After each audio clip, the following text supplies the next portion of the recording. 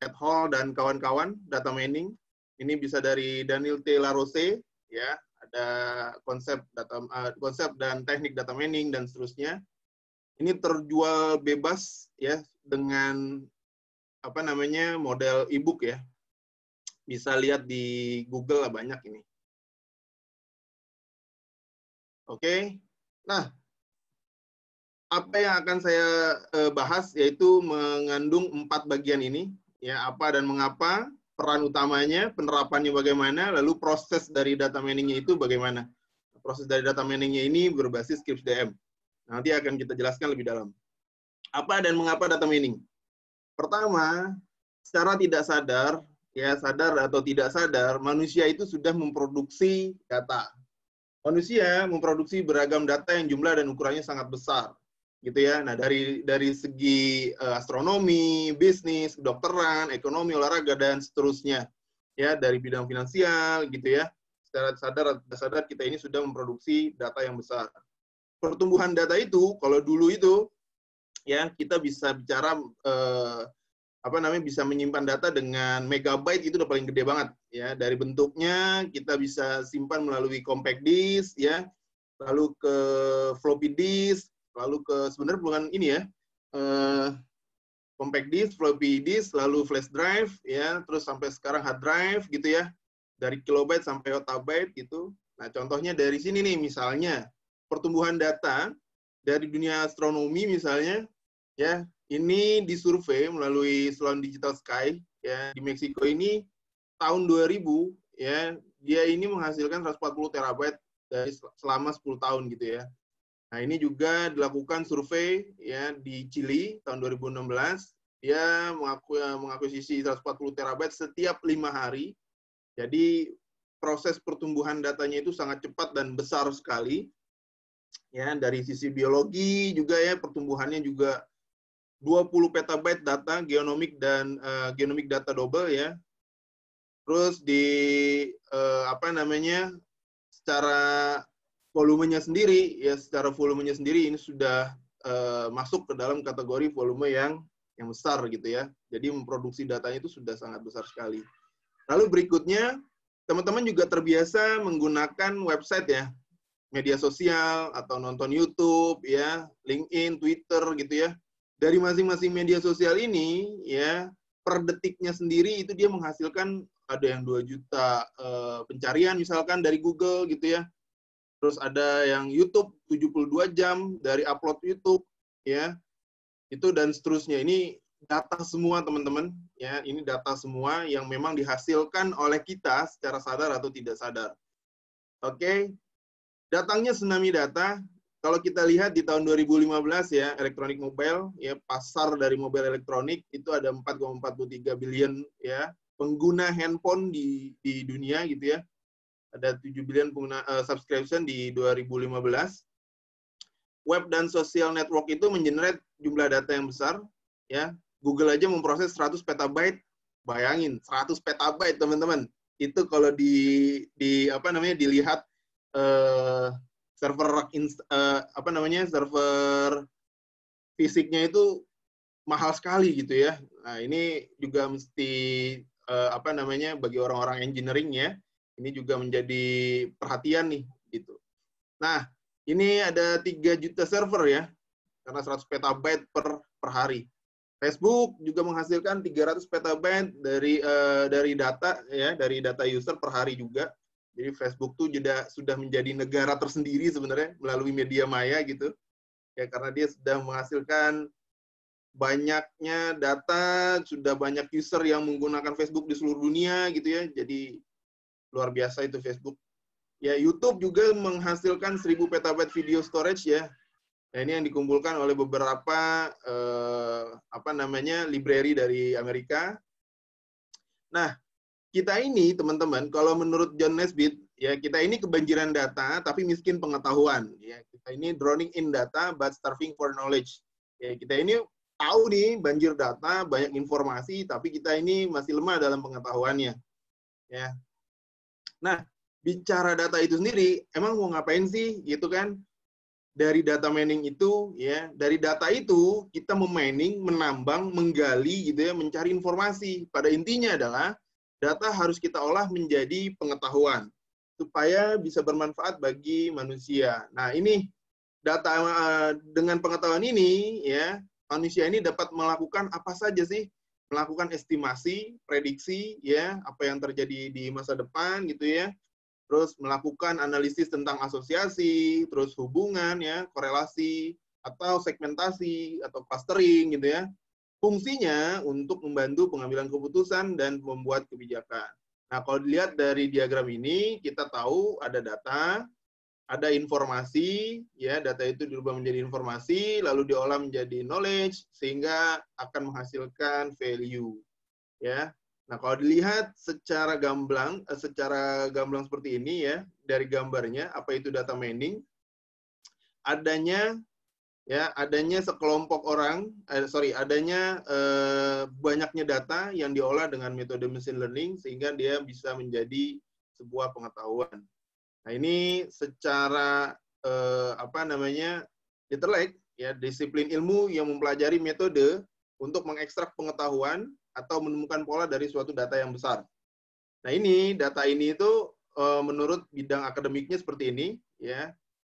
Pada prinsipnya dia itu mengekstraksi dari data ke pengetahuan, gitu ya. Data itu fakta yang terekam dan tidak membawa arti. Pengetahuan berbentuk pola, rumus, aturan, model, atau dari model yang muncul dari data tersebut. Nah, nama lain dari data mining, dia biasa disebut KDD, Knowledge Discovery in Database, Knowledge Extraction, Pattern Analysis. Nah, ini yang istilah lagi ngetren-ngetrennya adalah Big Data. Dan ada juga yang lebih ngetren untuk terkait dengan pengolahan data itu, ya, istilah lainnya dengan data science, ya. Nah, dari istilah-istilah saja sebenarnya. Jadi kalau disimpulkan, data mining itu adalah adanya himpunan data yang diolah menggunakan metode data mining sehingga dia bisa menghasilkan sebuah pengetahuan. Secara singkatnya seperti itu.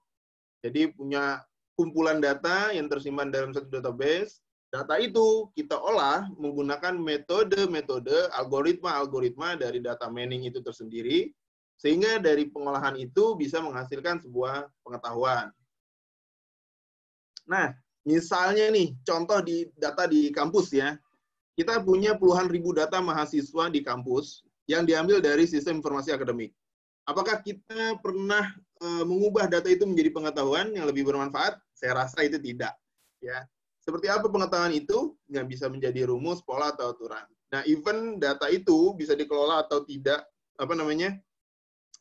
pernah diolah atau tidak, even tergantung dari orang yang memang ingin mengetahui pengetahuan, ya, informasi yang lebih mendalam dari sebuah data itu, gitu ya. Nah, contohnya nih, kita bisa memprediksi orang itu lulus tepat waktu atau tidak.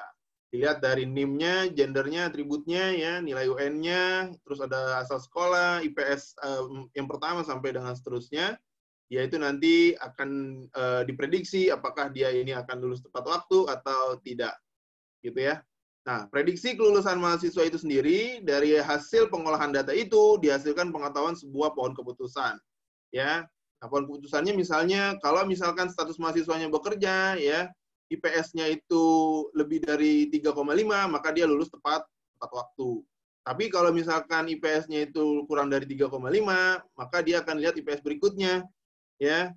Kalau misalkan dia kurang dari 2,7, maka dia akan terlambat. Nah, pola-pola yang seperti ini yang menjadi informasi yang penting bagi data itu sendiri, gitu ya. Ini sebagai sampel aja. Nah, pentingnya dari data mining itu, ya, kita melihat kalau dulu tuh sistem informasi akademik itu sudah menjadi sistem yang luar biasa karena sebelumnya bahasa kalau dalam penelitian itu adalah mengubah kegiatan atau kebiasaan yang tadinya dikerjakan secara manual, pencatatan, gitu ya, dengan Excel, dengan Word, atau dianggap manual yang lainnya, lalu di-record dalam bentuk sebuah sistem, gitu, dalam sistem informasi. Nah, itu sudah menjadi top informasi, ya, kalau dulu. Nah, kalau sekarang, informasi yang seperti itu dianggapnya stupid application, karena masih sebatas recording, masih sebatas mencatat, gitu ya. Jadi belum menjadi smart application. Smart application kayak gimana nih? Nah, kalau misalkan dari sistem informasi akademik ini bisa memprediksi kelulusan mahasiswa. Jadi ada fitur gitu ya, dari data yang baru diinput, dari sistem itu bisa memprediksi kelulusan mahasiswa. Nah, ini contoh-contoh aplikasi yang smart ya. Dia bisa menghasilkan sebuah prediksi dari data tersebut. Misalnya sistem prediksi hasil pemilu, ya, penentuan kelayakan kredit, dan seterusnya. Nah, secara berjalannya waktu, gitu ya, kita ini dipaksakan untuk masuk ke industri 4.0. Ya, industri 4.0 ini kebanyakan sudah menggunakan IoT ya, IoT network ya. Jadi memang semuanya sudah serba digital gitu ya, digital transformation. Nah, kalau sebelumnya otomasi ya, otomatis dari komputer dan elektronik ya. Nah, ini mungkin kalau dilihat kita ini masih kebanyakan posisinya di 3.0 ya.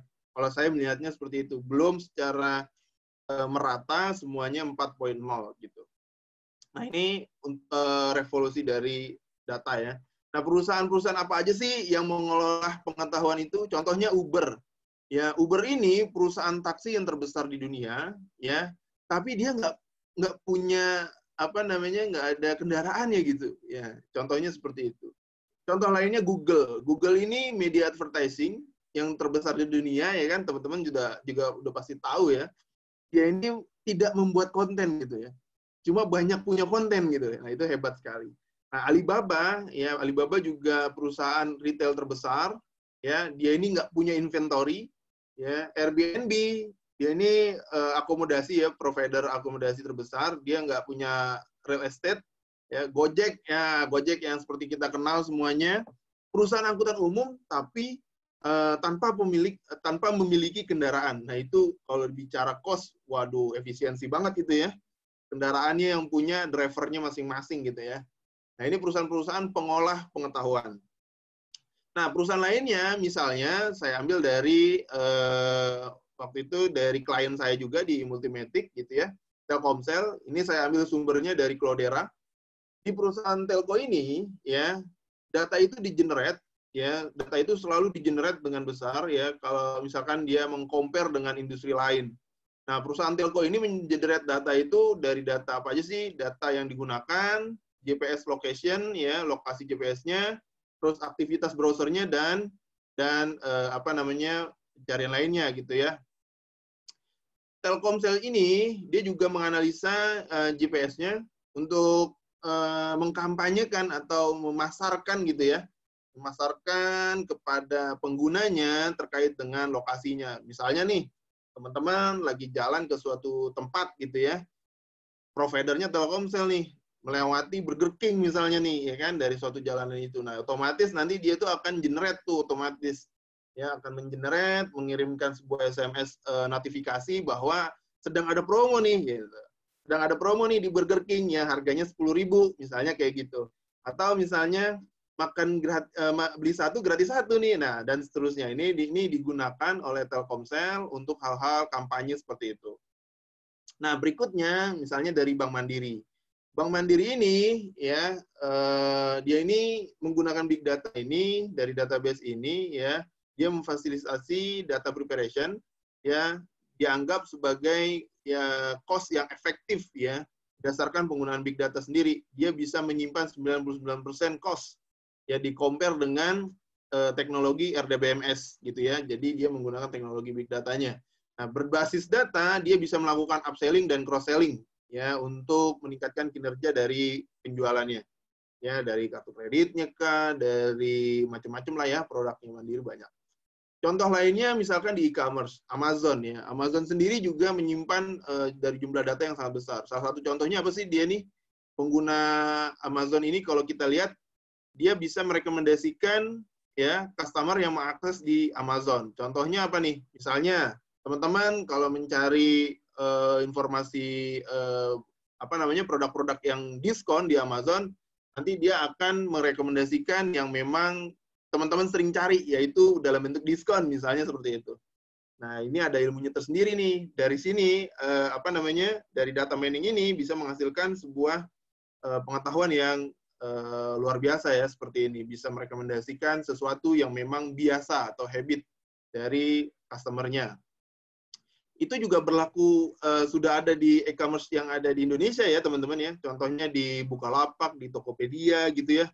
Itu sudah menggunakan hal seperti itu. Nah, selanjutnya di manufaktur nih. Di manufaktur itu, di Dell misalnya, saya ambil contoh, dia itu dulunya fokusnya melihat analisisnya itu apa yang terjadi. Kalau sekarang, dia mengubahnya itu menjadi apa yang akan terjadi. Berdasarkan data yang dianalisa, 2,5 petabyte. Luar biasa ini. Dia meningkatkan ROI-nya ya dari mesin manufakturnya itu menggunakan predictive analytic ya, failure analytic. Ya, dia meng-embed sensor data dan mesin lalu dianalisa. Ya, dari apa nih? Dari sensor dan mesin inputan datanya gitu ya. Nah, kalau definisi menurut pakarnya sendiri, data mining ini mengekstraksi, intinya mengekstraksi data itu untuk mendapatkan informasi penting. Ini menurut Whiten et al. Tahun 2011. Lalu berikutnya ada yang menurut Santosa gitu ya, yaitu dibilangnya kegiatan yang meliputi pengumpulan pemakaian data historis untuk menemukan keteraturan, pola, dan hubungan. Nah, intinya dia menemukan keteraturan atau pola dari data tersebut. Mirip-mirip lah ya.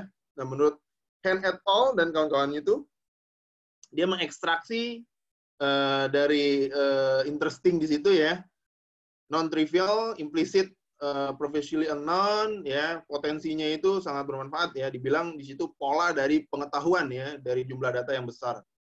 Nah, itu dari menurut pakar. Nah, sekarang kita lihat di sini tugas data mining dan role-nya sendiri, ya. Kalau dilihat dari piramida seperti ini, kita ini memiliki data source.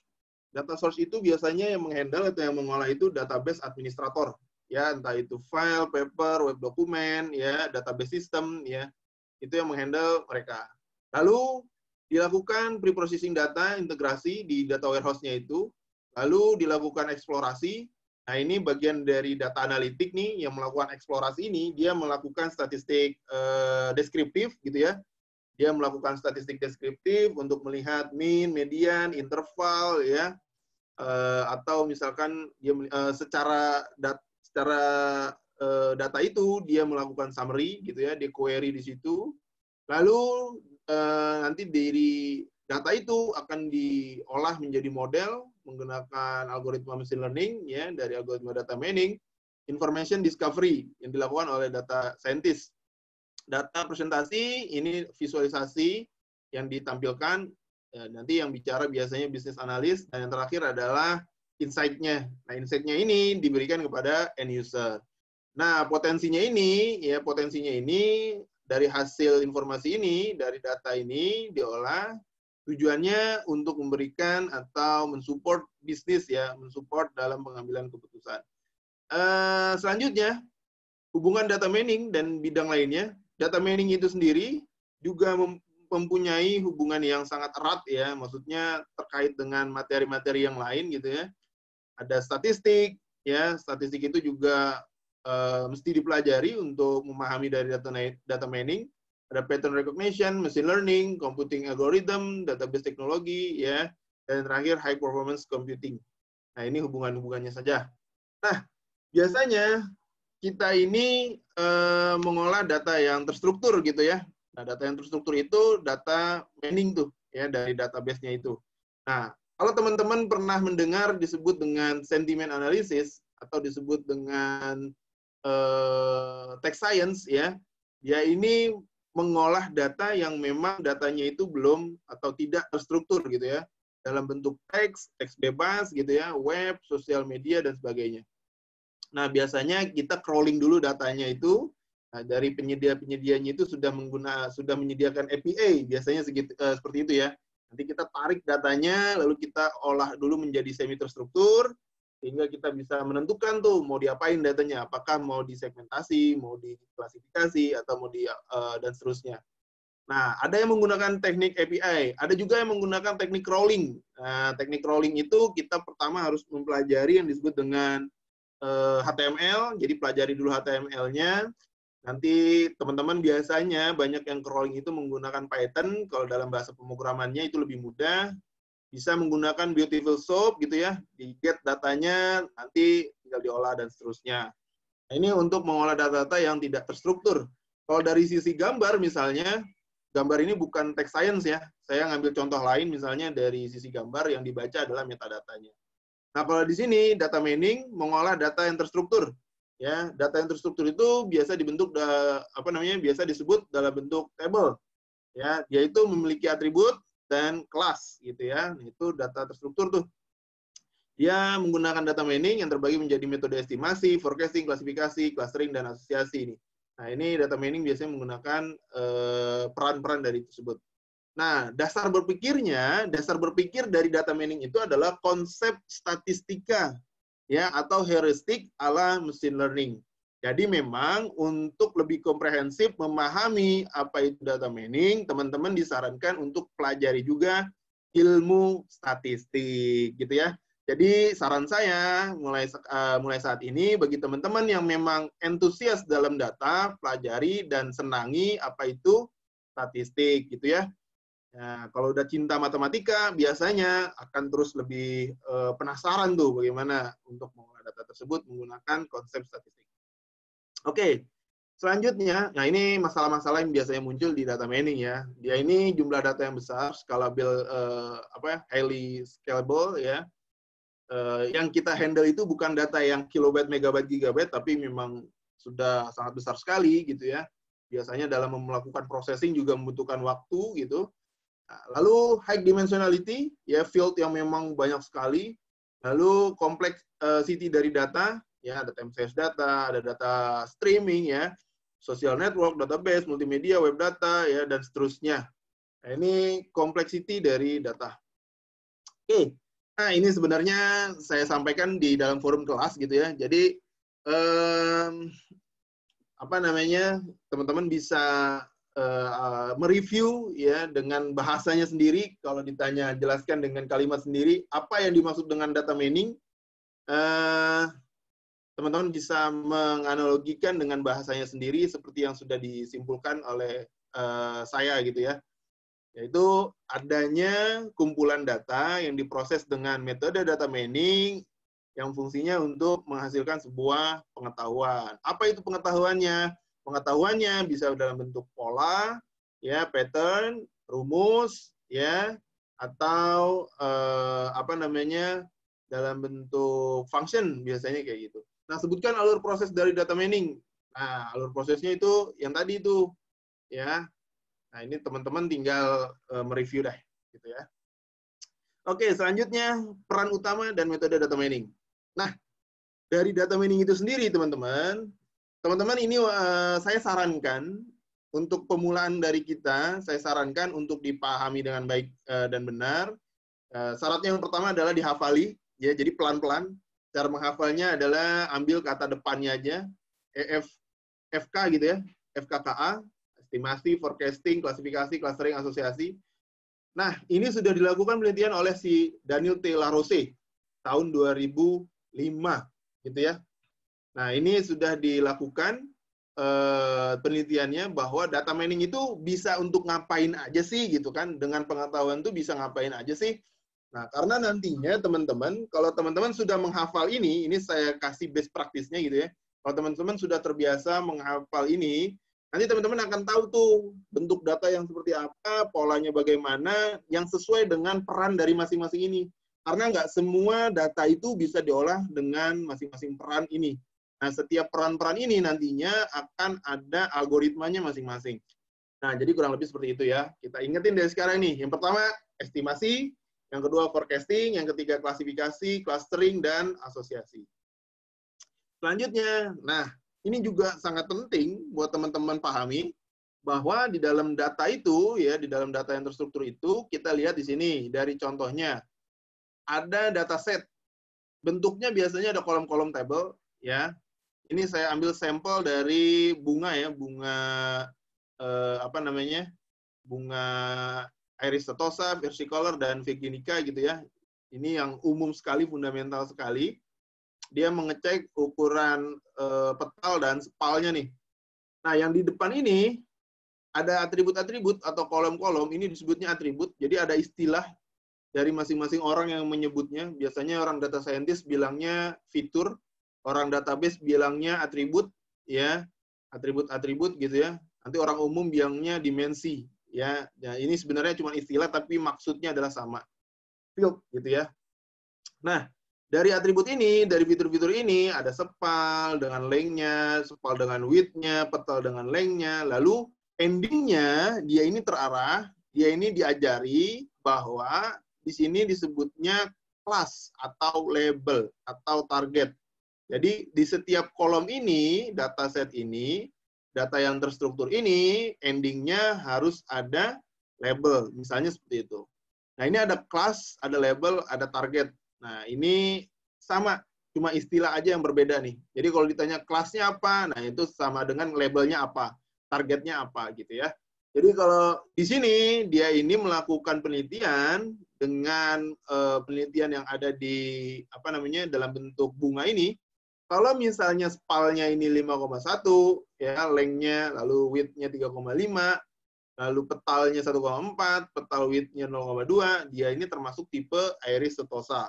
Data ini, label ini menjadi data histori sebelumnya nih, gitu ya. Bentuk model data seperti ini disebutnya bentuk data nominal, gitu ya, bentuk data nominal. Nah, ini record object atau sampel atau tuple dari data. Nah, kalau data yang seperti ini disebutnya data numerik. Nah, ini mesti diketahui. Tipe datanya sendiri untuk data mining itu ada measurement dan counting ya. Nah, intinya ada discrete dan continue. Di sini ada ordinal dan nominal di kategorikal, ya, ada rasio dan interval. Jadi kalau teman-teman baru dengar hal ini, tenang. Ini saya akan jelasin lebih detail di sini. Ya, rasio itu mutlak.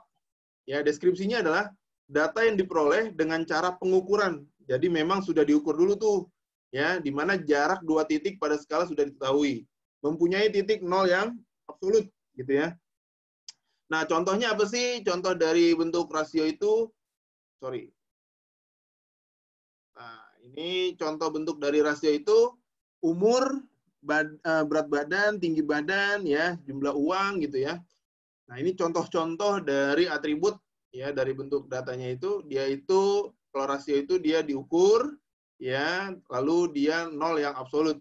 Operasinya biasanya untuk geometric mean, harmonic mean ya, rata-rata atau percent variation. Nah, kalau interval itu jarak ya. Dia sudah diukur juga ya, jarak di mana ada dua titik gitu ya, ada dua titik pada skala yang sudah diketahui. Dia itu nggak punya titik nol yang absolut gitu ya. Contohnya suhu, umur gitu ya. Suhu itu 0 derajat Celcius sampai dengan 100 derajat Celcius dan seterusnya. Umur 20 sampai 30, jarak intervalnya misalnya. Nah, ini operasinya mean, standar deviasi, ya, korelasi dan seterusnya. Nah, ada juga ordinal. Ordinal itu peringkat kategorisasi. Ya, jadi kalau disebut yang tadi contohnya ya, ordinal. Nah, ini ya, ini nominal, ini kategorisasi tapi bukan peringkat gitu ya. Dia cuma mengklasifikasi. Kalau ordinal dia itu kategorisasi namun peringkat. Nah, itu bedanya ordinal dan nominal.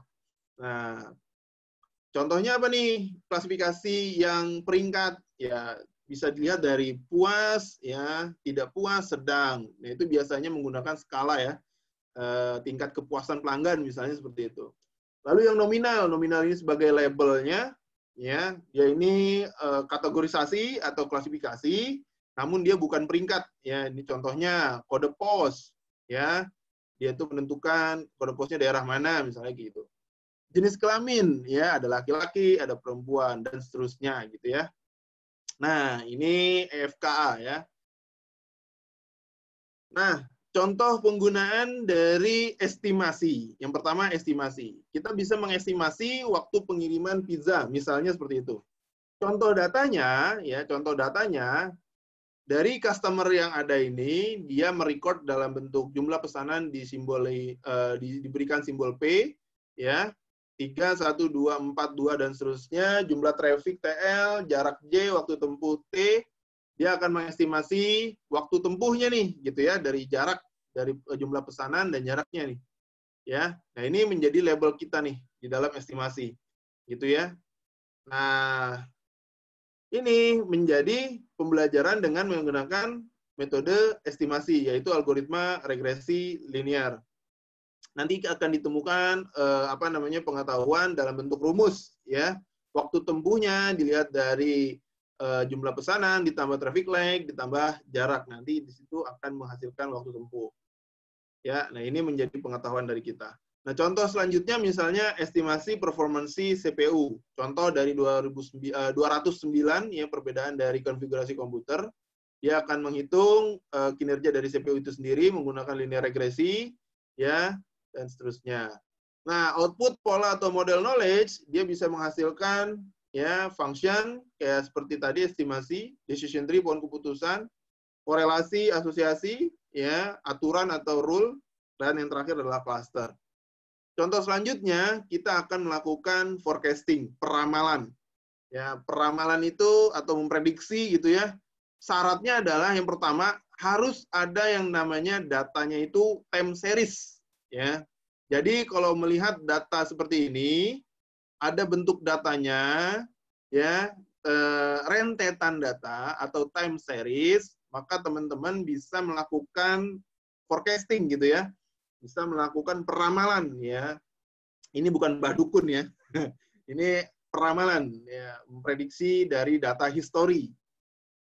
Oke, nah apa yang akan kita prediksi? Yang akan kita prediksi adalah harga saham untuk kedepannya. Misalnya ini labelnya, ya dia di close di harga berapa misalnya seperti itu.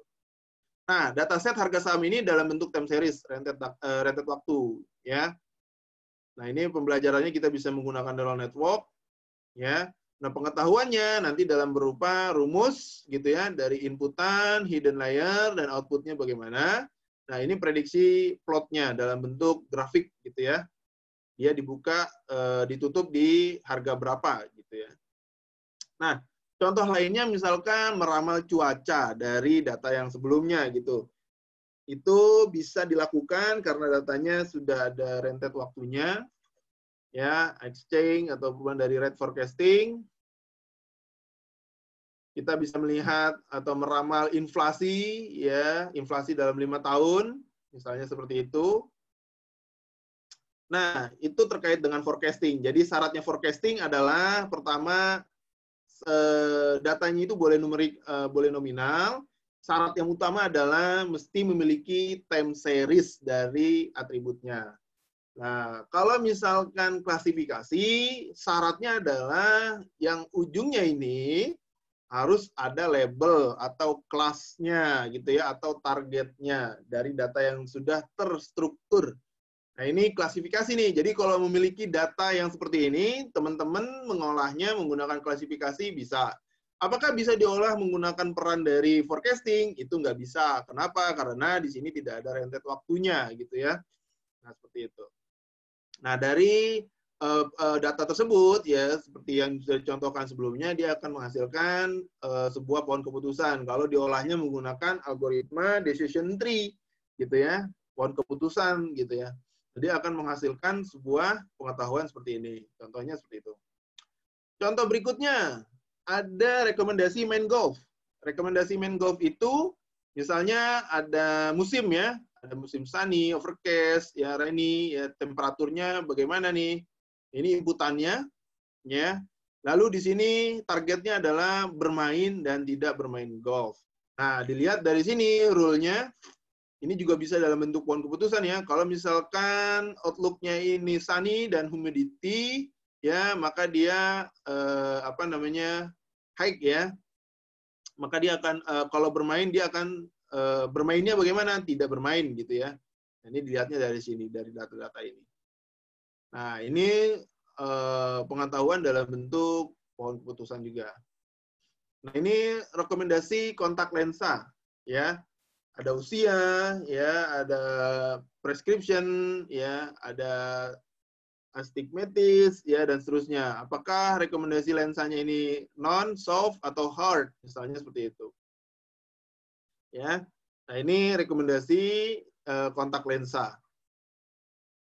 Atau memprediksi kebangkrutan gitu ya, memprediksi kebangkrutan ini juga bisa kita lakukan ya seperti itu. Nah, Selanjutnya adalah kita melakukan clustering. Ya, kita melakukan clustering. Di sini pembelajarannya menggunakan algoritma K-means misalnya atau K-medoids gitu ya misalnya.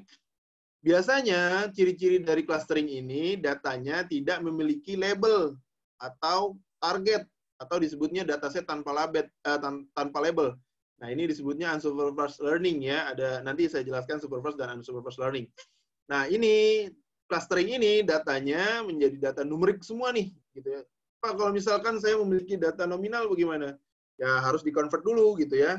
Biasanya seperti itu. Nah, ini ada data A1, A2, A3, A4, tapi dia tidak memiliki label, ya dia bisa menjadi pemetaan atau segmentasi gitu ya, seperti itu. Nah, ini hasilnya nanti berupa pengelompokan seperti ini, ya klasternya ada berapa nih nanti K-nya nih, apakah ada 3, 2, dan seterusnya. Clustering jenis pelanggan misalnya. Nah, di dalam marketing itu ada yang melihat nih, oh ini pelanggan yang yang loyal. Oh ini pelanggan yang kurang loyal. Oh ini pelanggan yang tidak loyal. Nah, itu nanti bisa memprediksi customer yang churn atau tidak churn misalnya seperti itu. Oh banyak sekali ini manfaat dari sini untuk dilakukan ke berbagai macam usaha atau bisnis gitu ya. Nah, contohnya lagi misalnya kita mengklaster sentimen warga. Nah, ini maksudnya ke sentimen analisis misalnya. Ya, dilihat dari sini sentimennya gitu ya. Kita kelompokkan mana yang positif, mana yang negatif. Misalnya seperti itu. Nah, selanjutnya kita lihat juga di sini kita mengelompokkan destinasi ya, terus kita mengelompokkan stability ya dan seterusnya. Nah, itu yang terkait dengan clustering. Sekarang kita lihat dari asosiasi. Asosiasi itu, pembelajaran dengan metode asosiasi ini biasanya menggunakan algoritma FP-Growth ya atau ini ya FP-Growth ya biasanya ya. Ini datanya sendiri ya, kalau misalkan teman-teman lihat ya, datanya ini diambil dari data transaksi ya, data transaksi yang memang sudah ditransaksikan oleh si pelanggan gitu ya. Misalnya nih, kalau ada pelanggan yang membeli gula, ya, lalu pelanggan itu akan membeli kopi, lalu pelanggan itu membeli aqua, seterusnya dia akan membeli popok gitu ya, dan seterusnya gitu ya. Kalau dia beli gula, maka dia beli kopi gitu ya. Terus kalau dia beli gula, dia beli kopi, kalau dia beli kopi, dia beli popok gitu ya, dia beli spray dan seterusnya. Nah, ini menjadi rule ya. Rule dari metode asosiasi. Nah, nanti rumusnya bisa seperti ini nih. Ya, kita ambil asosiasi rule-nya seperti ini ya, dilihat dari tingkat confidence-nya nanti gitu. Pengetahuan berupa aturan asosiasi, dilihat dari tingkat confidence-nya. Contoh aturan asosiasinya, misalnya menggunakan algoritma association rule gitu ya. Ini kita melihat atau ya kita melihat atribut yang memang muncul secara bersamaan gitu ya. Misalnya, pada hari Kamis malam ada 1.000 pelanggan telah melakukan belanja di supermarket ABC. Di mana 200 orang ini membeli sabun mandi, dari 200 orang yang membeli sabun mandi, 50 orangnya membeli Fanta, misalnya seperti itu. Jadi, asosiasi rule-nya menjadi kalau customer-nya itu membeli sabun, ya, membeli sabun mandi, maka dia membeli Fanta. Dengan nilai support 200, ya, 200 ini diambil dari orang yang membeli sabun mandi ini, dibagi 1.000. 1.000 itu dari banyaknya pelanggan.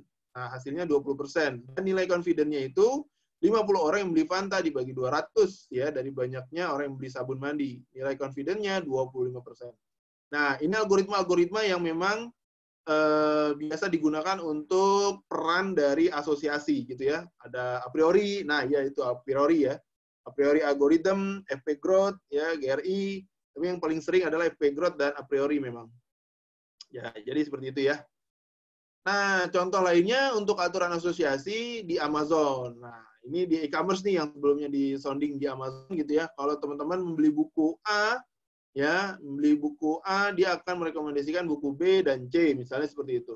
Sama seperti kalian, teman-teman semuanya beli di Tokopedia gitu ya. Kalau misalkan biasa terbeli elektronik, maka akan muncul elektronik yang sejenis, misalnya seperti itu. Atau misalnya beli handphone gitu ya, nanti akan muncul rekomendasi-rekomendasi handphone yang lain, atau misalnya perangkat yang lain, entah itu chargernya, kabelnya, dan seterusnya. Ya, lalu berikutnya kita lihat di sini contohnya korelasi antara jumlah konsumsi minyak, ya, jumlah konsumsi minyak pemanas dengan faktor-faktor di bawah ini. Nah, kita memiliki atribut, ya, ada insulation. Insulation itu ketebalan insulasi rumah. Ada temperatur, yaitu suhu udara sekitar rumah. Ada heating oil, jumlah konsumsi minyak per tahun per rumah. Ada number of occupant, jumlah penghuni rumah. Average age, rata-rata, home size-nya, ukurannya. Nah, ini ada 6 atributnya ini. Ya, dia ini ingin melihat hubungan konsumsi minyak pemanas dengan faktor-faktor ini, gitu ya. Nah, ini datanya. Nah, hasilnya kita lihat di sini. Dilihat dari average age, rata-rata usia, ya, average age-nya. Tingkat korelasi faktor-faktor terhadap konsumsi minyak, dilihat dari hasilnya, jumlah penghuni rumahnya 0,3081%, ya, konsumsi terhadap konsumsi minyak. Yang paling tinggi itu adalah rata-rata umur, dan yang paling tinggi positif, ya, dan yang paling tinggi negatifnya ini temperatur. Jadi yang paling sangat berpengaruh adalah rata-rata usia, gitu ya, terhadap konsumsi minyak, gitu ya. Nah, ini insight law-nya, ya, jadi data mining itu persepsinya dari berdasarkan bisnis domain, ya. Bagaimana data mining itu memproduksi pengetahuan, gitu ya. Pendekatannya untuk apa sih? Untuk men-solving dari masalah-masalah yang ada. Misalnya seperti itu. Oke, selanjutnya, tadi teman-teman sudah memahami apa itu peran dari data mining, ya. Saya reminder ulang, ada estimasi, ya, ada prediksi atau forecasting, ya, ada klasifikasi, ada clustering, dan yang terakhir ada asosiasi. Nah, metodenya sekarang teman-teman harus pahami juga terkait dengan istilah supervised learning, ya, lalu ada unsupervised learning dan semi-supervised learning. Yang terakhir ada association based learning. Yang termasuk dari supervised learning itu sendiri, tadi data-data yang memiliki label. Data-data yang terstruktur yang memiliki label atau target. Yang unsupervised learning itu data-data yang tidak memiliki label.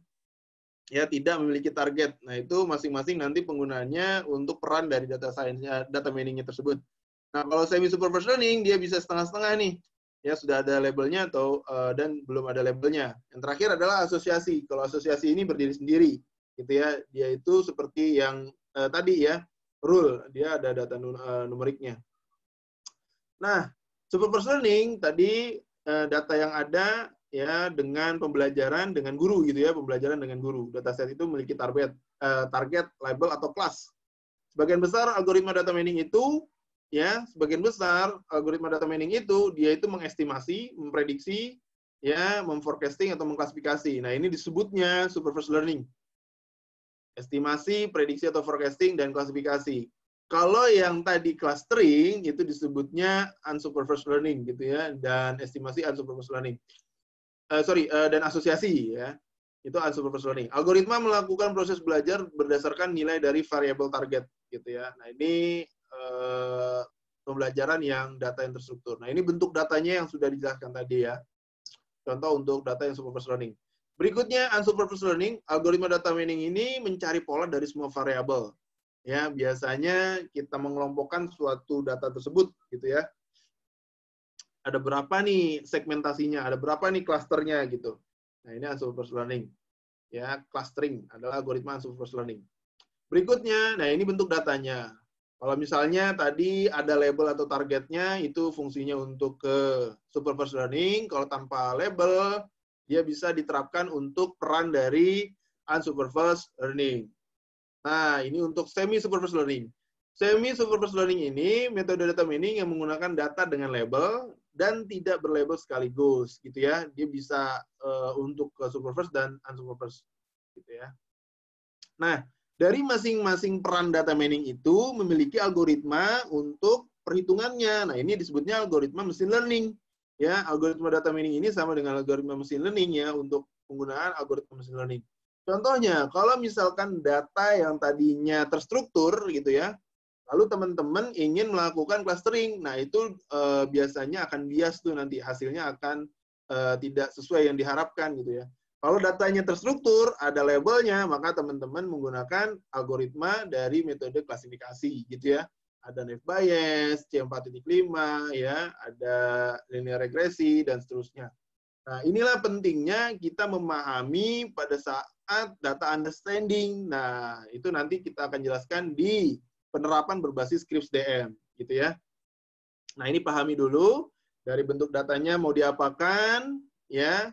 Lalu kita masukkan ke dalam metodenya, lalu ada algoritmanya apa gitu ya, nanti kita hitung. Setelah itu baru menghasilkan sebuah pengetahuan. Oke, nah ini output atau polanya ya. Nah, ini untuk mereview kembali sebenarnya ya, mereview kembali ya apa dan bagaimana nih ya, sebutkan 5 peran data mining. 5 peran data mining yang tadi ya, estimasi, prediksi, klasifikasi ya, clustering, dan terakhir adalah asosiasi gitu ya. Nah, ini perbedaan dari estimasi dan forecasting. Nah, ini juga harus tahu nih, estimasi dan forecasting. Kalau forecasting itu harus apa syaratnya satu? Yang penting harus ingat ya, harus diingat, harus diulang-ulang gitu teman-teman. Kalau forecasting itu syaratnya ada time series datanya gitu ya. Kalau estimasi tidak gitu ya. Nah, forecasting harus ada bentuk time series-nya, kalau klasifikasi enggak juga. Ya, kalau klasifikasi harus ada labelnya, ya bentuk datanya itu numerik, bisa nominal gitu ya. Clustering dia tidak ada labelnya dan seterusnya, begitu ya. Jadi untuk diingat ya materi yang sudah disampaikan. Tahapan utama proses data mining yang tadi, ya. Oke, selanjutnya kita masuk ke dalam sejarah dan penerapan dari data mining. Evolusi sains sebelum 1600 ya, sebelum tahun 1600 ini disebutnya empirical science. Disebut sains kalau bentuknya kasat mata ya. Jadi kalau bukan kasat mata yaitu disebutnya bukan sains ya, atau gaib gitu ya. Nah, itu Guyan ya.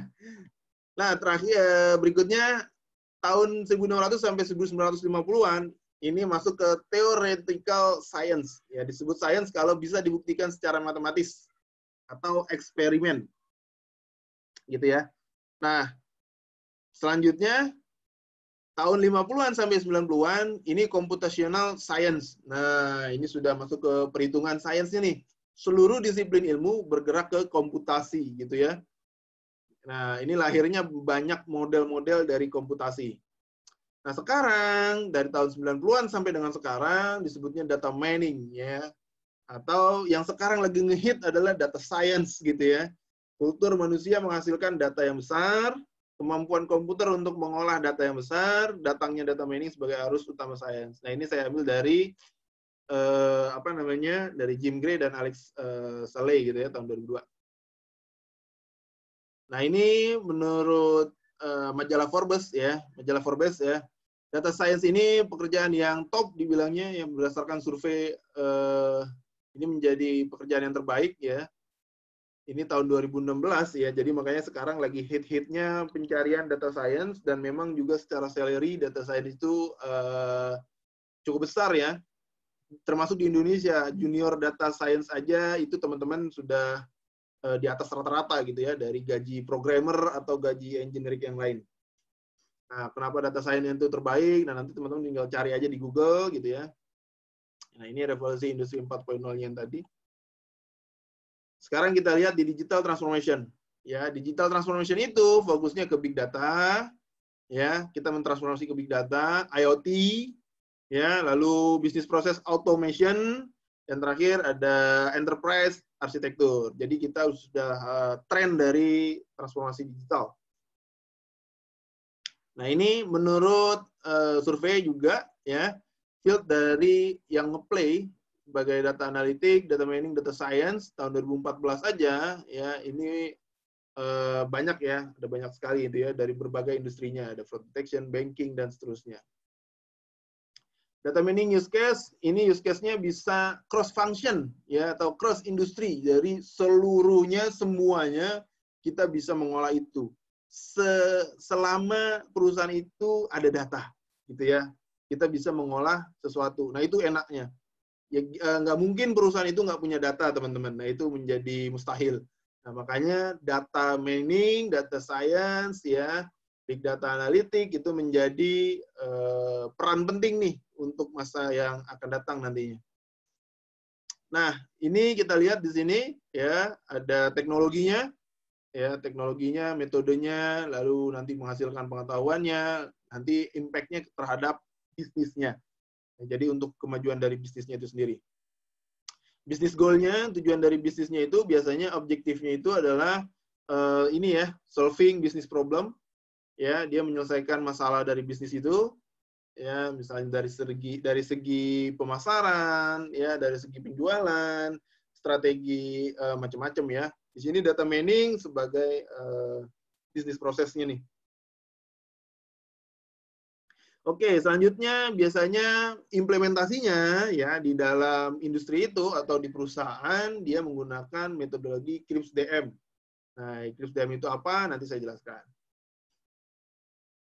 Nah, ini private dan commercial sector. Nah, biasanya untuk marketing itu biasanya yang dilakukan adalah product recommendation. Jadi kalau punya pekerjaan di marketing, ingin melakukan sebuah penelitian, ya coba aja teman-teman melakukan penelitian komputasi dengan produk rekomendasi atau market basket analysis, segmentasi dari market misalnya. Product targeting, target dari produk, customer retention, customer churn, wah banyak sekali teman-teman, gitu ya. Nah, ini di bagian marketing misalnya. Kalau teman-teman di bagian finansial, bisa investment support, portfolio management, price forecasting gitu ya, memprediksi atau meramal harga.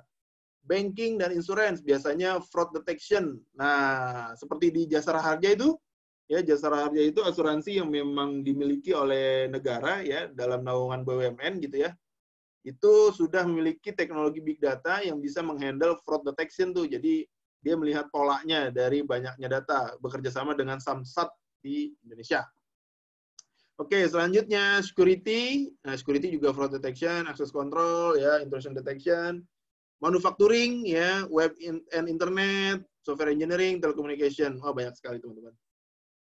Nah, ini use case misalnya product recommendation. Ada total belanja, jumlah bisnis, jumlah item. Ini dari data transaksi, history transaksi ya. Ini bisa menjadi use case juga di penentuan kelayakan kredit, gitu ya. Kita lihat agar menghindari data-data kredit yang macet, ya. Misalnya seperti itu. Software float prediction. Nah, ini untuk memprediksi cacat software misalnya. Dilihat dari sini nih, kita mengkos biaya dari capturing dan correcting defects ya, ini bebannya, nah dan seterusnya. Kita juga bisa masuk ke public and government sector ya. Nah, ada sentiment analysis juga ya dan seterusnya. Ada fraud detection juga buat para pengemplang pajak gitu ya. Atau adaptive monitoring gitu ya. Banyak sekali. Deteksi pencucian uang juga bisa kita lakukan ke sana ya. Prediksi kebakaran hutan gitu ya. Kita bisa memprediksi dari kebakaran hutan dilihat dari temperaturnya, wind-nya, rain-nya dan seterusnya ya. Profiling dan prediksi koruptor, kita melihat misalnya di sini ada aktivitas pencegahan. Lalu ada aktivitas penindakan ya, ada langkah preventif dan langkah action-nya. Nah, ini bentuk datanya nih gitu misalnya. Ya, kita lihat nih, data ini kita olah sehingga menjadi pengetahuannya itu kita memprediksi dan mengclustering calon tersangka koruptor. Waduh, luar biasa nih. Dari history data kita bisa memprediksi itu, teman-teman. Ya, calon tersangka koruptor. Jadi di KPK itu bisa memprediksi ini sebenarnya. Dan saya yakin KPK sudah ada sistem ini. Ya, dan selanjutnya misalnya asosiasi atribut tersangka koruptor. Nah, kita bisa lihat nih atribut-atribut tersangka koruptor apa sih yang paling berpengaruh gitu ya. Lalu memprediksi pencucian uang, ya, terakhir adalah mengestimasi jenis dan hukuman atau jenis dan jumlah tahun hukuman. Ya. Nah, ini contoh penerapan data mining yang lain bisa kita terapkan di bank ya, pemilihan rumah misalnya ya, KPR ya. penentuan KPR di bank, lalu penentuan pasokan listrik PLN untuk wilayah Jakarta atau wilayah provinsi di Indonesia gitu ya. Memprediksi profil tersangka koruptor dari data pengadilan, ya, perkiraan harga saham dan tingkat inflasi, pola belanja pelanggan, minyak mentah dan gas alam, pola pelanggan yang loyal, pencucian uang, dan seterusnya. Nah, Society Data Mining itu sendiri, ya ini teman-teman bisa lihat banyak ditemukan di knowledge discovery in databases, ya, knowledge discovery in databases and data mining, ya. Ini untuk bacaan-bacaan lainnya nih. Nah, untuk penulisannya teman-teman, ya, bagi yang ingin mencari jurnal-jurnal yang terkait dengan data mining, biasanya ditemukan di conference dan di jurnal ini nih. Ya, biasanya ditemukan di sini ya. Nah, ini yang sudah dilakukan oleh para pakar-pakar yang nantinya diupload di provider ini nih. Ada IEEE, ya, ada TKDD, ya, ada macam-macam lah. Ya, ada Spring, ya, Spring Data Mining and Knowledge Discovery, ada International Journal of Business, ya. Nah, untuk teman-teman yang ingin belajar data mining untuk mengolah datanya, misalnya belum punya data atau kesulitan mencari data, gunakan aja data publik, ya, data yang dari, kalau pernah dengar di Kaggle atau e-repository, ya, atau repository UCI, ya, UCI repository atau Kaggle atau KDD, ya, KDD Nugget, ya, itu diambil aja datanya lalu diolah aja, belajari dari situ. Ya, nanti ada tahapan-tahapannya tuh di situ, banyak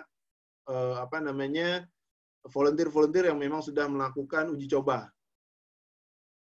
Oke, yang terakhir teman-teman semua, ya, yang terakhir teman-teman semua, kita memproses data mining ini berbasis metodologi CRISP-DM, gitu ya. Kita memproses data mining ini, implementasinya, ya, contohnya saya lah, sekarang lagi implementasi di Kementerian Kesehatan terkait dari data Inspektorat Jenderal misalnya seperti itu.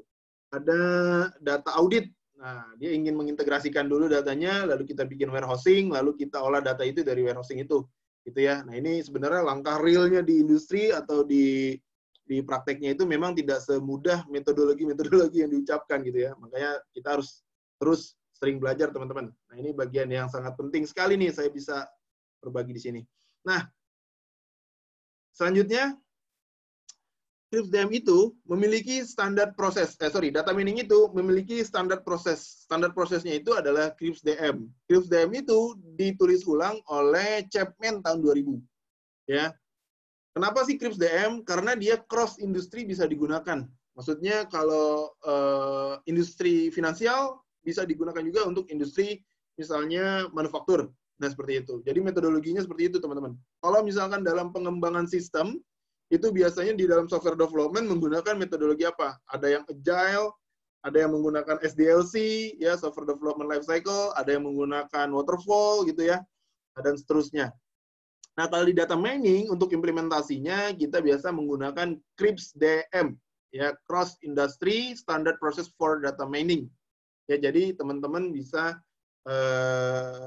mengingat ini, gitu ya, untuk tahapan-tahapannya, entah itu di dalam penulisan jurnal, penelitian, atau implementasi di dalam industri, gitu ya, atau di dalam bisnis yang teman-teman geluti. Nah, di dalam CRISP-DM itu memiliki 6 tahapan. Yang pertama adalah business understanding, data preparation, modeling, evaluasi, dan deployment. Nah, teman-teman semuanya, ini setiap tahapannya ini menjadi sangat penting sekali untuk didalami, ya. Next after dari penjelasan ini, teman-teman bisa lebih mengulik lagi nanti informasinya.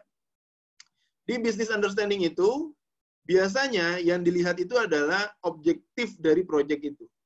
Kalau bahasa penulisannya itu adalah latar belakang masalah lah, gitu. Ya, latar belakang masalah. Ya, di sini business understanding-nya yang pertama yang dilihat adalah objektif, ya, requirement dari bisnis tersebut. Yang kedua, kita definisikan problemnya apa. Ya. Lalu berikutnya kita melihat strateginya untuk bagaimana mencapai dari objektif tersebut.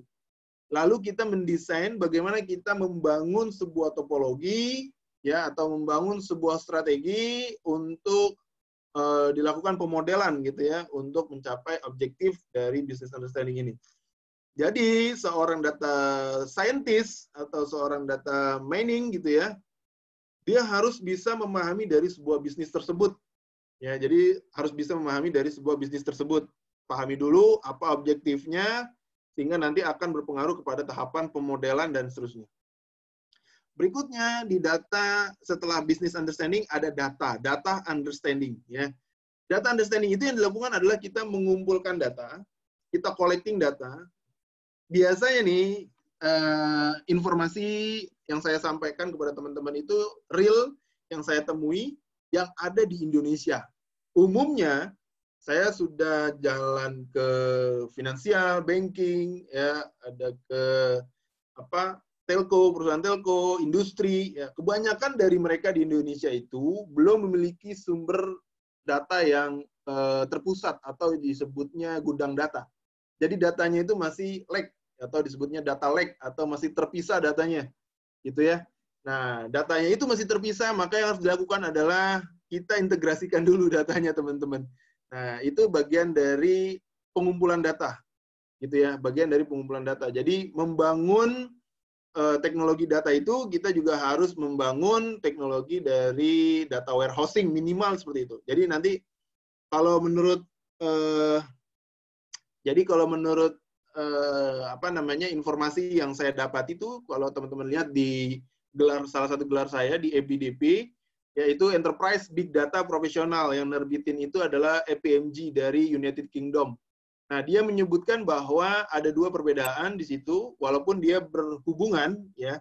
Pertama yang dilakukan untuk mendapatkan sebuah knowledge itu dari sisi business intelligence, yang kedua itu big data. Jadi ada perbedaan antara business intelligence dan big data. Nah, ini kaitannya dengan data mining nih. Nanti apa yang diolah oleh big data, apa yang diolah oleh business intelligence gitu ya. Nah, itu endingnya di dalamnya ini ada data mining, ada data science di sini. Nah, kalau business intelligence, dia menghandle data yang terstruktur dan semi-terstruktur, gitu ya. Kalau big data, dia sudah menghandle minimal syaratnya itu adalah 3V yang tadi. Volumenya besar dari datanya, variety bentuk datanya macam-macam gitu ya. Terus velocity kecepatan datanya itu harus runtime real time gitu ya. Nah, itu minimal untuk big data. Nah, secara teknologinya, nah itu detailnya bisa belajar lebih lanjut setelah ini gitu ya. Nah, ini di dalam tahapan ini ada data understanding. Kita ngumpulin datanya dulu. Setelah itu kita lakukan explore terhadap data tersebut. Apa yang dilakukan oleh seorang data analitik atau data mining di sini, dia melakukan exploratory data dengan menggunakan konsep statistik tadi. Dengan ngapain? Mencari nilai mean, median, interval, rasio gitu ya.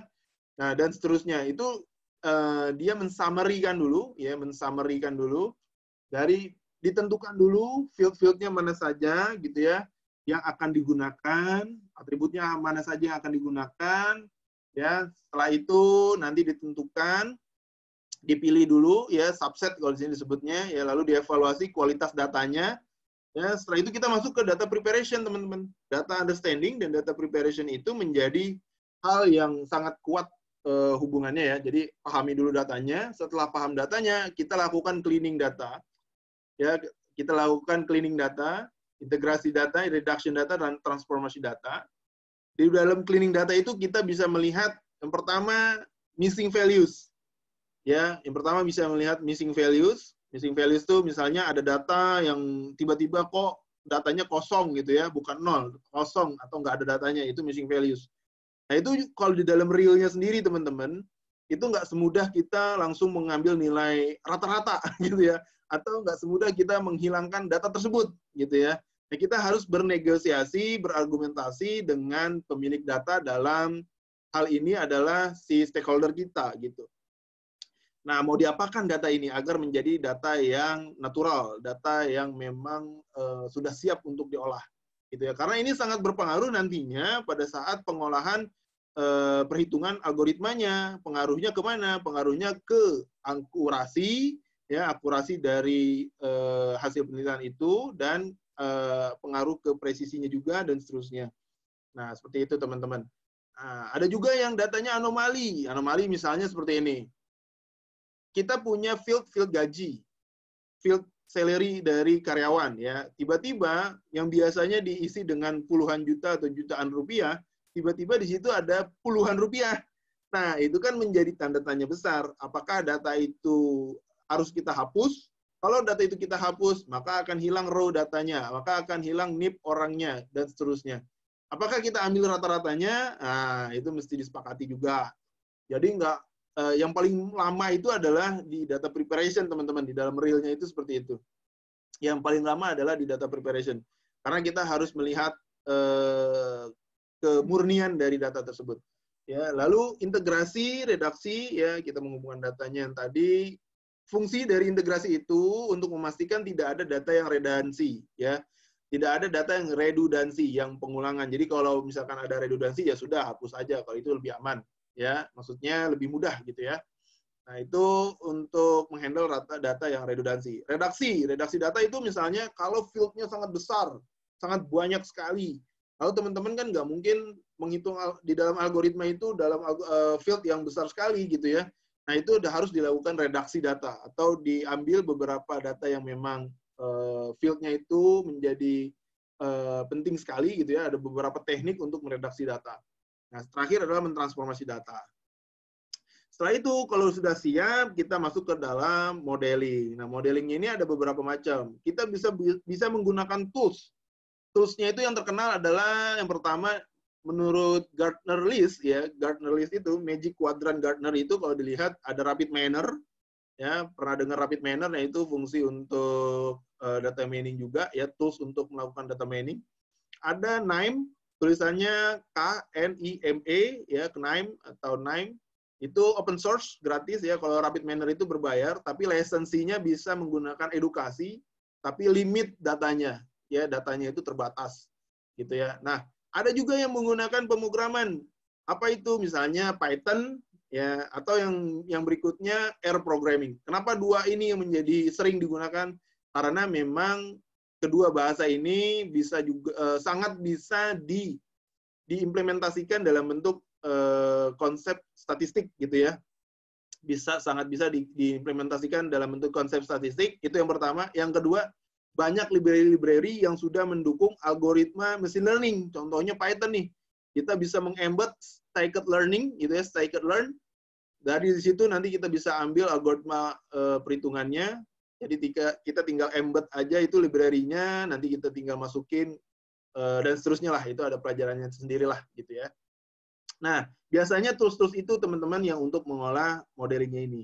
Dari data yang sudah kita siapkan tadi, ya, yang sudah kita prepare datanya, kita lakukan pemodelan nih. Nah, data ini yang kita prepare ini, kita lihat apakah datanya ini terstruktur, apakah data yang ini tidak terstruktur. Kalau misalkan terstruktur, kita masukkan ke dalam peran dari data mining yang tadi. Apa aja tuh? Ingat kan? Klasifikasi, estimasi, atau prediksi, gitu ya. Kalau clustering, dia nggak mungkin, karena dia unsupervised learning, gitu ya. Kecuali datanya memang unsupervised learning. Nah, dan seperti itu.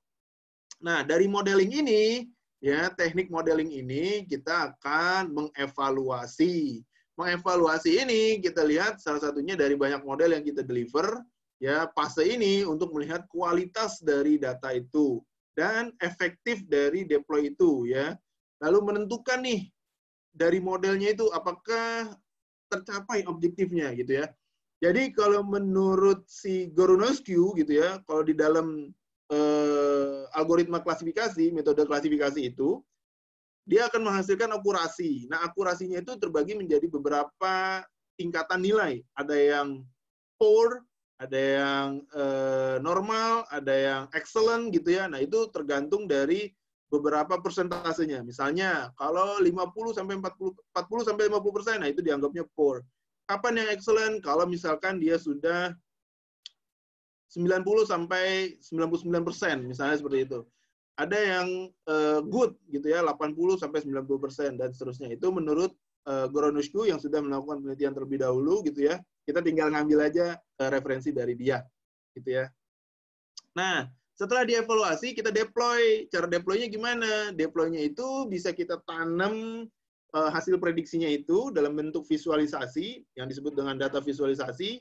Kita bisa tanam dalam bentuk dashboard, ya, dalam bentuk engine dari machine learning, ya, kita tanam dalam bentuk sebuah informasi dari pola itu tersendiri, sehingga nanti kita bisa membantu sebuah kebijakan. Nah, seringnya kan orang ngomong di sini ya, teman-teman ya, menginformasikan sesuatu itu, ya, polanya, dan seterusnya. Nah, intinya di situ prakteknya seperti itu. Untuk bisnis, biasanya dia deploy-nya dari berdasarkan modelnya ya.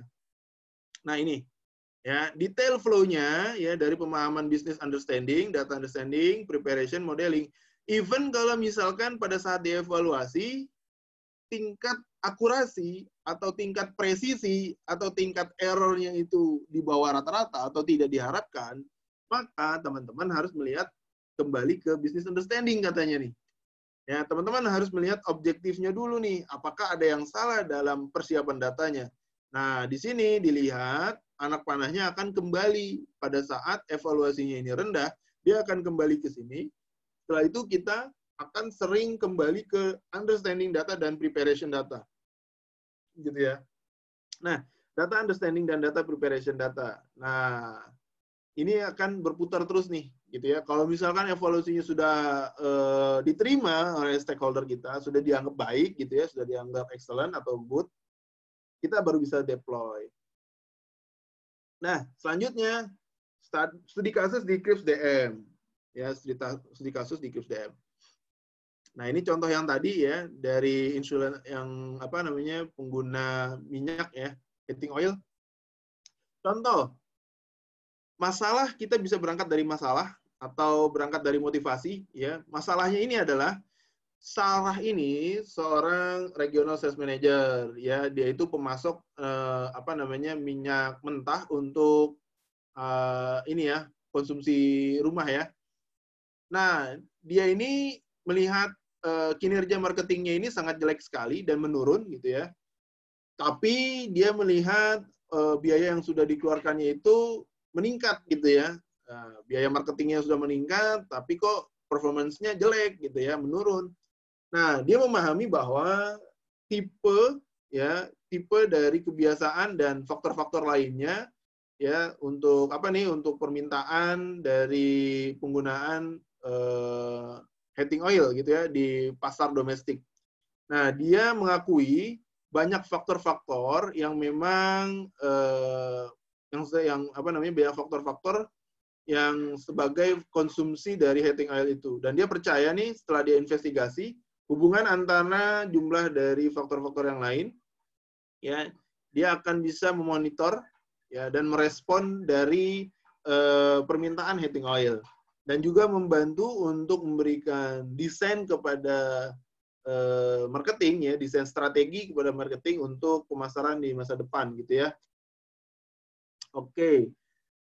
Selanjutnya kita menginvestigasi, objektifnya adalah untuk menginvestigasi hubungan antara jumlah faktor ya, jumlah faktor dengan pengguna atau konsumsi heating oil. Nah, di data understanding-nya dia menyimpan dia menginvestigasi ya dari pertanyaan-pertanyaan yang sudah dilakukan ya. Dia akan melisting hubungan dari 6 atribut ya, hubungan metrik ya, korelasi metrik dari 6 atribut. Nah, dia menggunakan karyawannya ya, sumber karyawannya itu ya dari database billingnya. Dia membuat dataset ya.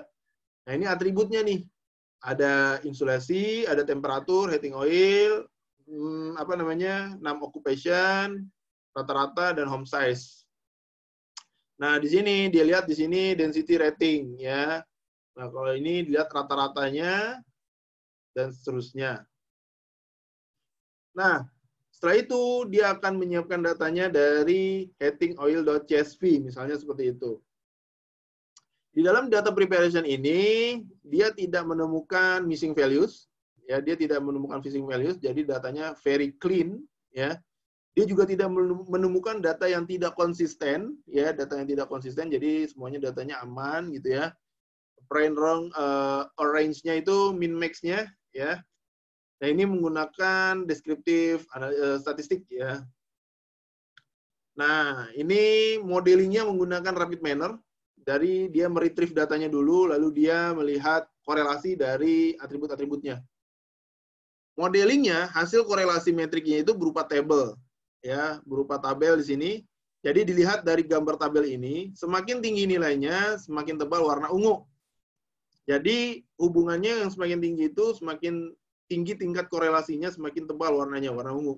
Nah, kita bisa lihat di sini heating oil, ya, pengaruh heating oil ini terhadap average age gitu ya, 0,848. Nah, ini average age juga terhadap heating oil gitu ya. Ini yang sangat tinggi tingkat korelasinya gitu. Ini dari sisi tingkat korelasi yang positif. Lalu juga ada yang dari korelasi yang tingkatnya negatif gitu ya. Ada temperatur dan insulasi. Ya, kalau dilihat dari sini. Nah, dilihat di sini ada positive correlation dan negative correlation ya. Jadi dilihat ada 0 positif ke kanan dan negatif ke kiri. Nah, ini datanya. Evaluasinya, misalnya atribut atau faktor yang paling signifikan, yang paling berpengaruh hubungan positifnya pada konsumsi minyak pemanas, heating oil, adalah rata-rata usia dari penghuni rumah. Nah, ini atribut faktor yang kedua yang paling berpengaruh tapi hubungannya negatif. Lalu ada yang paling berpengaruh tapi hubungannya positif, ya bisa dilihat dari hasil korelasinya. Nah, atribut home size pengaruhnya sangat kecil. Jadi ukuran rumah itu pengaruhnya sangat kecil. Sedangkan nom occupant boleh dikatakan tidak ada pengaruh. Nom occupant tuh ini, nggak ada pengaruh ya. Nggak ada pengaruh ke konsumsi minyak pemanas. Karena dia nilainya rendah sekali ya, 0 bahkan negatif 0. Nah, dilihat di sini, ya, dievaluasi menggunakan tampilan datanya, grafik dari scatter plot, ya. Grafik menunjukkan bahwa konsumsi minyak memiliki korelasi positif dengan rata-rata usia, gitu ya. Meskipun ada beberapa yang anomali, ya. Meskipun ada beberapa yang anomali kayak gini, ya. Ini, ya. Ada beberapa orang yang rata-rata usia tinggi, tapi kebutuhan minyaknya rendah. Nah, ini warna biru. Ya, di kolom kiri atas, dia kebutuhan minyaknya rendah, ya, tapi usianya tinggi. Ada beberapa juga yang rata-rata usianya rendah, tapi kebutuhan minyaknya tinggi. Nah, itu warna merah. Nah, itu anomali. Nah, ini bisa dilihat grafik menunjukkan hubungan antara temperatur dan insulasi dengan warna, ya, adalah konsumsi minyak semakin merah kebutuhan, semakin tinggi ya permintaannya nih. Nah, contohnya seperti ini. Nah, berikutnya grafik 3 dimensi ini, ya, ini juga melihat dari antara temperatur, rata-rata usia, dan insulasi. Ya, kita bisa menentukan, ini di Rapid Manner sudah bisa menentukan otomatis, tinggal dipilih aja axis dan y-axis. Ya. Oke, deployment-nya kita bisa menginformasikan di sini. Ya. Tidak ada korelasi yang signifikan, ya. Tapi ada beberapa atribut yang tidak masuk dalamnya untuk saat interesting. Ya, edisinya menambahkan atribut untuk dataset. Ya, misalnya number of occupancy dari rumah yang tidak ada korelasinya. Contohnya, misalnya kalau misalnya Sarah ini mengakses furnaces atau boilers, ya, nanti kita bisa melihat home size-nya, ya. Nah, ini investigasi dari role of home insulation. Ya, ini investigasinya. Rating dari insulasi atribut ini fairly strongly, ya. Oke, ini ada banyak peluang dari partner, misalnya seperti itu, ya. Fokus marketingnya ini effortnya untuk kota dengan temperatur rendah, deployment-nya seperti itu misalnya. Fokus marketingnya, ya, effortnya ini untuk kota yang temperaturnya rendah dan rata-rata dengan rata-rata kota yang usianya tinggi gitu ya. Nah, ini menjadi saran bagi stakeholder-nya. Nah, ini dan seterusnya ya. Contoh lainnya misalnya kelulusan mahasiswa di Universitas Suka Belajar ya, data kelulusan mahasiswa. Misalnya ada Budi sebagai rektor di Universitas Suka Belajar, dia memiliki masalah besar karena rasio kelulusan mahasiswa tiap angkatan sangat rendah. Ya. Nah, Budi ingin memahami dan membuat pola dari profil mahasiswa yang bisa lulus tepat waktu dan tidak tepat waktu. Nah, objektifnya ini menemukan pola nih dari mahasiswa yang lulus tepat waktu dan tidak tepat waktu. Nah, dia memahami datanya untuk menyelesaikan masalah itu. Budi mengambil data dari sistem informasi akademiknya. Ya, dia mengumpulkan atribut-atributnya seperti ini. Ya. Lalu didefinisikan atributnya itu untuk apa aja. Ya. Setelah itu dia siapkan datanya, dicek datanya apakah ada yang missing, apakah ada yang redundant, ya, apakah ada yang macam-macam ya dari data preparation. Nah, ini contohnya dia terdapat 10 data yang missing values. Nah, nanti kita handle data itu menggunakan replace missing values. Lalu kita modeling ya menggunakan decision tree. Nanti hasilnya akan mendapati sebuah informasi pohon keputusan dengan pola yang sudah dihasilkan gitu ya. Nah, ini evaluasinya. Biasanya berpola if then ya. Ini lebih mudah untuk diimplementasikan dalam bentuk sistem ya. Jadi software development-nya gampang nanti ini. Gitu ya. Menggunakan logic if. Nah, ini evaluasinya. Nah, ini deployment-nya nih. Nah, deployment-nya adalah sebuah kebijakan yang dibuat oleh Pak Rektor, yaitu Pak Budi di Universitas Suka Belajar. Nah, contohnya seperti itu, teman-teman. Oke, teman-teman semuanya. Terima kasih atas waktunya untuk sharing-nya hari ini. Ya, saya kembalikan untuk sesi tanya-jawab. Saya terbuka sekali untuk teman-teman yang ingin menanyakan ya terkait dengan materi yang sudah saya bahas di sini ya. Saya terima kasih ya, saya kembalikan kepada host.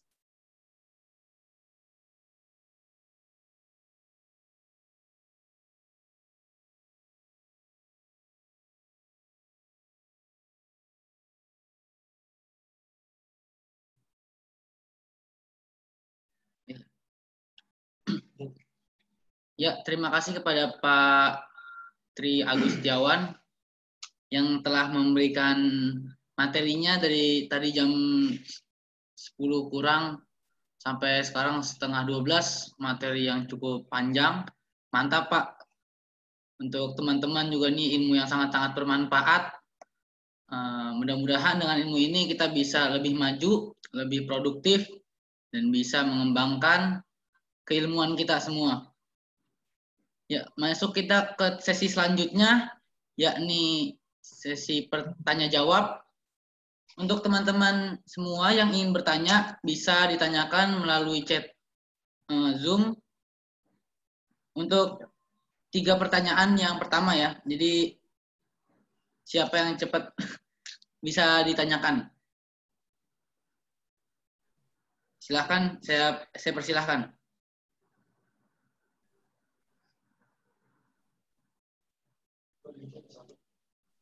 Seputar data mining ya. Kita pertanyaan ini seputar data mining. Ya. Kita kasih waktu 10 menit untuk sesi pertanyaan ini.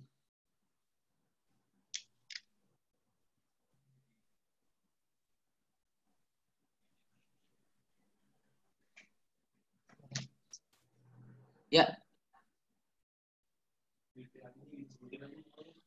Dari Dwi Prihatini.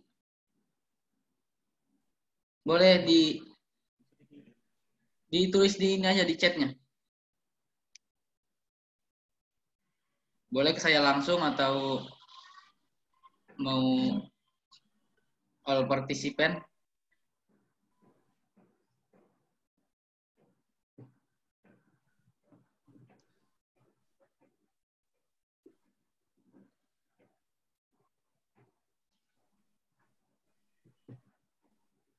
Dibuka aja kali ya. Suaranya lihat enggak? Ini lihat. Apa mau dibuka aja kali ya, Mas? Oh, itu tuh udah. Ya, pertanyaannya. Oh. Pertanyaannya dari Oktapriansa dulu aja ya. Pak Awan, saya mau nanya, secara umum manfaat dari data mining itu seperti apa ya? Ya, kepada Pak Awan dipersilakan untuk menjawab pertanyaan. Oke, terima kasih. Itu sebelumnya saya mau respon dari Patricia Penturi. Pak, nanti PPT-nya boleh dibagiin? Boleh ya, nanti minta saja oleh panitia ya, dari BEM Stikom CKI, nanti saya share. Oke, selanjutnya saya mau tanya ke, iya belum ada pertanyaannya. Oke, Pak Awan mau nanya secara umum manfaat dari data mining itu seperti apa? Waduh, ini kayaknya belum bangun tidur nih. Apa nih, Mas Oktaviansa Saputra atau Bapak nih? Mas ya? Oke, secara umum ya manfaat dari data mining itu ya secara umumnya adalah peran dari data mining itu sendiri. Umumnya apa? Kita bisa mengestimasi, kita bisa mengklasifikasi ya atau memprediksi, meramal gitu ya, future pandangan ke depan, lalu bisa mengclustering, kita membagikan segmentasi itu, dan terakhir bisa mengasosiasikan. Nah, itu manfaat secara umum. Contoh realnya yang tadi di manfaat secara umumnya yang ada di, gampang lah, yang di e-commerce lah ya. Yang ada di e-commerce itu sendiri misalnya Tokopedia. Nah, kalau yang biasa belanja di Tokopedia, ya, atau yang biasa belanja di Bukalapak, atau yang biasa belanja di e-commerce lainnya yang sudah menerapkan data mining di sana, menggunakan algoritma machine learning. Contoh sederhananya nih, secara umum nih, misalnya sampean membeli produk susu, ya, susu yang ada diskonnya nih, susu misalnya susu Denko, ya. Nah, ada diskonnya 10% nih, misalnya seperti itu. Nah, karena sudah sering beli susu itu, lalu sampean beli gulanya, lalu sampean beli apanya lagi tuh, kopinya gitu ya. Nah, nanti akan direkomendasikan tuh produk-produk yang misalkan sejenis gitu, misalnya seperti itu. Atau direkomendasikan produk-produk yang kompetitif ya, yang dari kompetitor tapi yang diskonnya ada, seperti itu. Ini saya lanjutkan lagi ya, mungkin seperti itu ya. Nah, itu manfaat umumnya tuh. Nah, banyak sekali ya. Nah, selanjutnya itu ada pertanyaan dari Fauzi Ramdhani. Saya lanjutkan ya, host ya, Mas host ya. Oke, siap. Data mining itu menggunakan pemrograman apa, gimana ya? Jika iya, bahasa apa yang sering digunakan untuk data mining? Wah, ini kayaknya juga belum bangun tidur nih. Sambil guyon ya, biar nggak ngantuk nih. Bahasa pemrograman untuk implementasi bahasa pemrogramannya itu keseringan, kebanyakan di industri itu Python. Ya, Python atau R programming atau R programming. Ya, kenapa Python? Kenapa R? Pertama yang tadi sudah saya sampaikan. Python itu memang dikhususkan juga untuk statistik, perhitungan statistik. Yang kedua, itu sudah komprehensif ya perhitungannya. Yang ketiga, banyak library-library atau plugin-plugin yang sudah disediakan untuk algoritma machine learning. Itu yang seringnya kalau misalkan menggunakan bahasa pemrograman. Mungkin begitu ya, Mas Fauzi yang menanyakan hal itu. Silakan yang lainnya. Ya, dipersilakan pada yang lain jika ada pertanyaan. Untuk satu pertanyaan lagi ya, kita ada kuota satu pertanyaan. Oh, ini ada dua lagi nih. Ada dua lagi nih. Dari yang Q&A, yang di Q&A. Izin bertanya dari Asep Sabhari. Oke, Mas Asep. Izin bertanya untuk tools yang bagus dan rekomendasi dari Pak Wan pakai apa, Pak? Terima kasih. Oke, siap. Izin yang bagus untuk tools ya. Pertama, bagusnya itu kan relatif ya. Bagusnya itu relatif. Saya memandangnya dari sisi kapabilitas, kemampuan dari tools itu. Biasanya kalau untuk yang bagusnya itu di-handle secara mudah menggunakan GUI, ya, interface untuk pengolahan data mining-nya. Yang open source tadi yang KNIME, ya, bisa dicatat KNIME, KNIME, KNIME, ya. Lalu kalau misalkan mau yang lebih GUI-nya lebih experience lagi menggunakan RapidMiner.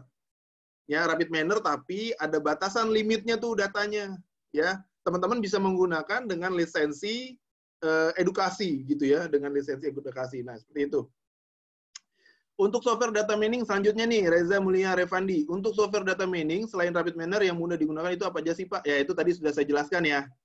Sudah saya jelaskan, bisa RapidMiner, bisa KNIME, ya, bisa belajar bahasa pemrograman Python, bisa belajar R programming untuk data mining, untuk data science dan seterusnya.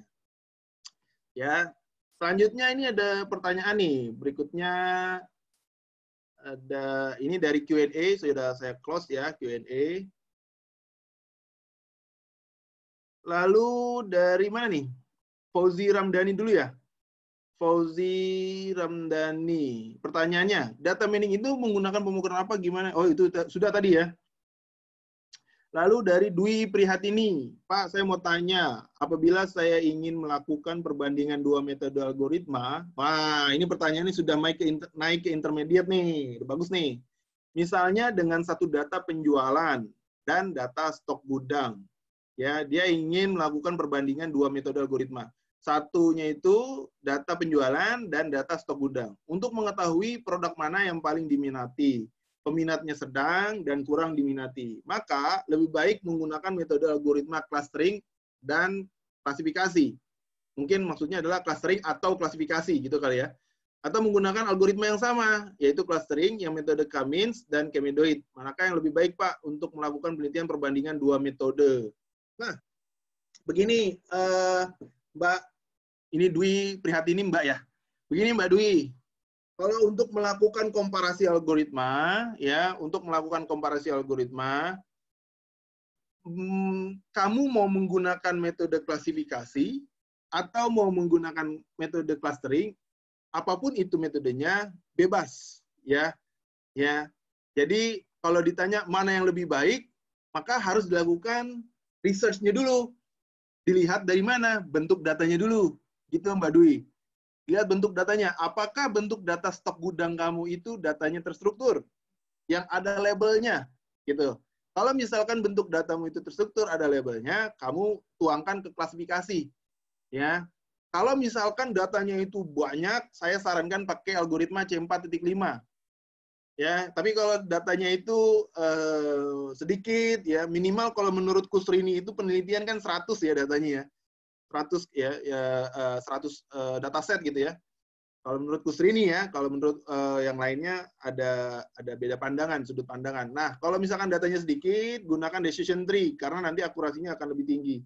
Nah, itu pengaruhnya dari gain dan information gain-nya itu nanti gitu ya. Nah, jadi saya sarankan research dulu di data preparation-nya. Kamu pahami dulu di data understanding-nya itu ya. Apakah datanya itu data untuk supervised learning atau unsupervised learning. Kalau misalkan supervised learning, yang ada labelnya berarti klasifikasi. Gunakan. Kalau datanya sedikit, gunakan algoritma decision tree. Kalau datanya banyak dan atributnya juga banyak, gunakan C4.5. Kalau akurasinya rendah, gunakan fitur tambahannya. Nah, itu kamu cari tahu terkait dengan fitur selection, fitur macam-macam ya, ada pembobotan, dan seterusnya. Ya, mungkin seperti itu Mbak Dwi ya. Selanjutnya ada Asus. Asus ini merek laptop ya. Ya, oke, Asus. Pak Wan, mohon maaf saya ingin bertanya. Tadi kan ada pembahasan tentang Big Data. Sebenarnya Big Data itu apa sih? Sebenarnya Big Data itu adalah istilah, teman-teman. Big Data itu adalah istilah dari data yang sangat besar. Jadi maksudnya dari, kalau belajar Big Data, yang akan dipelajari dari pembahasan Big Data itu adalah teknologinya. Gitu, teknologi dari Big Data-nya. Nah, istilahnya itu merangkum dari minimal 3 V. Yang pertama, volume, jumlah datanya itu besar. Yang kedua, variety, bentuk datanya macam-macam. Minimal tuh bentuk datanya ada terstruktur, semi terstruktur, dan tidak terstruktur. Terstruktur itu bentuk data table, ya, yang ada di database. Semi terstruktur itu bentuk data JSON, CSV, XML, itu bentuk semi terstruktur. Siang gitu aja. Ya, terus data yang tidak terstruktur itu yang tadi yang sudah saya jelaskan, yaitu yang gambar, PDF, ya itu yang dilihat metadatanya. Itu jadi big data itu adalah istilah. Selanjutnya Asep Maulana. Untuk Pak, maaf Pak, ya. Bapak, maaf. Untuk waktu kita sudah cukup untuk sesi gitu. Pertanyaan. Ya.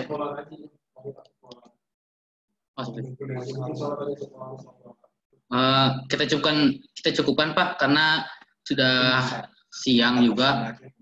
Kalau misalkan nanti ada pertanyaan bisa langsung chat ke Bapak langsung aja. Karena untuk sesi ini kita dicukupkan dari panitia. Oh, siap. Ya. Terima kasih banyak pada Bapak Tri Agustiawan yang telah menjawab setiap materi, setiap pertanyaan yang ditanyakan oleh teman-teman dari Stikom maupun dari pelajar ataupun mahasiswa-mahasiswa dari kampus lain. Pada teman-teman, kami ucapkan terima kasih banyak dan ada beberapa pengumuman yang ingin kami sampaikan. Sebelumnya, bentar ya.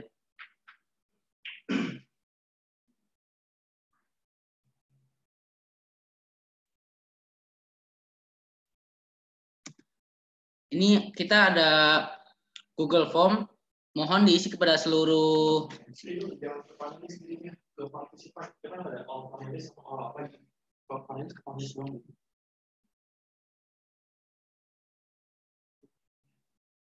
maaf.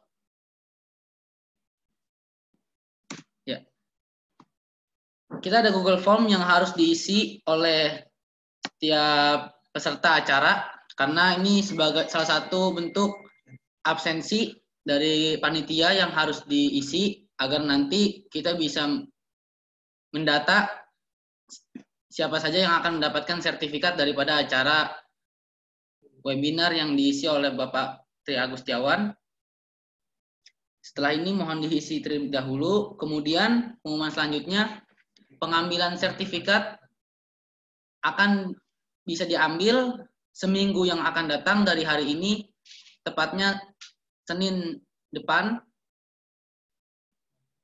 tanggal 1 Agustus 2020 di kampus Stikom CKI. Untuk alamat nanti kita akan kirimkan di Telegram, di grup Telegram. Mungkin itu saja yang dapat kami sampaikan. Sekali lagi terima kasih banyak kepada Bapak Tri Agustiawan dan teman-teman semua. Wabillahi taufiq wal hidayah. Assalamualaikum warahmatullahi wabarakatuh. Selamat siang semuanya.